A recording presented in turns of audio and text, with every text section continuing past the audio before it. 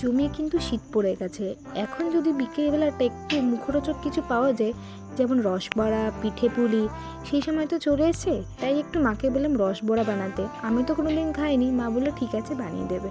তাই দেখে নিই কীভাবে মা এই রেসিপিটা বানালো। হ্যালো বন্ধুরা, আজকে আমি বিউলির ডাল দিয়ে রসবড়া করব। শীত তো পড়েই গেছে, একটু পিঠে পায়েস না করলে হয় না, সেই জন্য আজকে আমি রসবড়া দিয়ে শুরু করছি। এরপরেও আরও পিঠে দেখাবো আপনাদেরকে। তাই এখানে আমি 250 গ্রাম বিউলির ডাল ভিজিয়ে 1 রাত রেখে দিয়েছিলাম, জল ঝরিয়ে ভালো করে নিয়েছি। এবার আমি মিক্সার গ্রাইন্ডারে আমি বেটে নেব।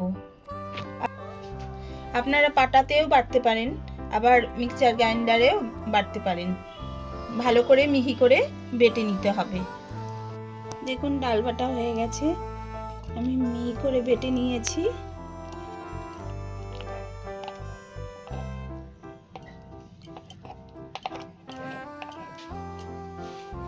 দেখুন কতটা মিহি হয়েছে, একদম মিহি, একটুও দানা নেই। দানা থাকলে কিন্তু ভালো হবে না। এইভাবে বেটে নিতে হবে।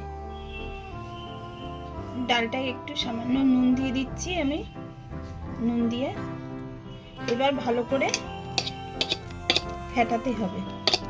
যতটা ফেটানো ভালো হবে তত বড়াটা খেতেও ভালো হবে। ফেটাতে ফেটাতে একদম হালকা হয়ে যাবে। আপনাদেরকে পরে আমি দেখিয়ে দিচ্ছি, ফেটিয়ে নিই, তারপর কিভাবে আপনারা ফেটানোটা ঠিকঠাক হবে আমি পরে আপনাদেরকে দেখিয়ে দেব। দেখুন ডাল ফেটানো হয়ে গেছে। এবার আমি কিভাবে ডালটা হয়ে গেছে আপনাদেরকে দেখিয়ে দিচ্ছি। একটা বাটিতে জল নিয়ে আমি এরকম, এই যে ভেসে উঠেছে, ভেসে উঠলেই দেখবেন ডাল ফেটানো হয়ে গেছে। এইভাবে আপনারা পরীক্ষা করে দেখবেন।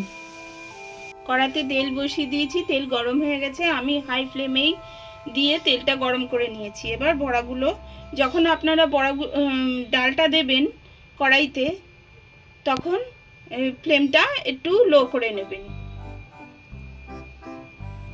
এইভাবে একটা একটা একটা দিয়ে বড়া করতে হবে।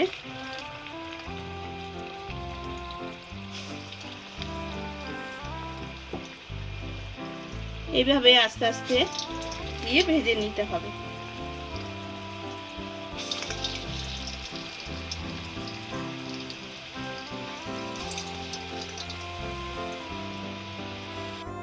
এবার আমি রসবড়ার রসটা করে নেব। এখানে আমি চিনি নিয়ে এখানে আমি 200 ml গুড় নিয়ে করছি, খেজুরের গুড় নিয়ে করছি। খেজুরের গুড় দিয়ে করলে টেস্টটাও ভালো হবে, সেই জন্য আমি নতুন খেজুরের গুড় দিয়ে করছি।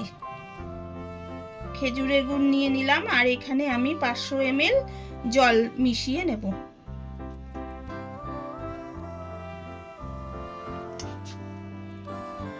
এবার গ্যাসে বসিয়ে দেব। গ্যাসে বসিয়ে দিচ্ছি, 500 ml জল দিয়ে আমি গ্যাসে বসিয়ে দিচ্ছি।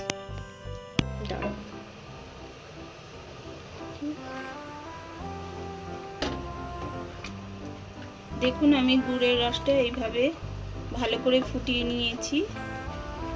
10 থেকে 20 মিনিট আমি ফুটিয়ে নিয়েছি। এরকম পাতলাই হবে, বেশি ঘন হবে না রসটা। দেখুন বড়াগুলো লাল লাল হয়ে গেছে। এক পিঠ হয়ে গেলে আপনারা আর এক পিঠও উল্টে দিয়ে ভেজে নেবেন, এরকম লাল লাল করে। আমি এবার বড়াগুলোকে তুলে গুড়ের রসে ফেলবো। আমি গুড়ের রসে দিয়ে দিলাম।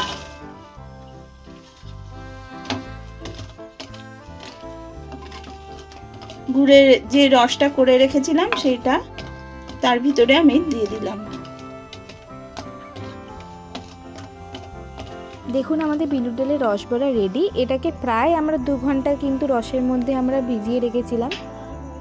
তারপর কিন্তু এত সুন্দর খেতে হয়েছিল, অপূর্ব খেতে হয়েছিল, বাড়ির সকলে বলেছিল, এবং আমার তো ভীষণই পছন্দ হয়েছিল। আমি প্রথমবার খেয়েছিলাম, আর এটা মা করেছে, সত্যিই খুব সুন্দর হয়েছে। আপনারাও কিন্তু করে দেখবেন আর বলবেন কেমন হয়েছে।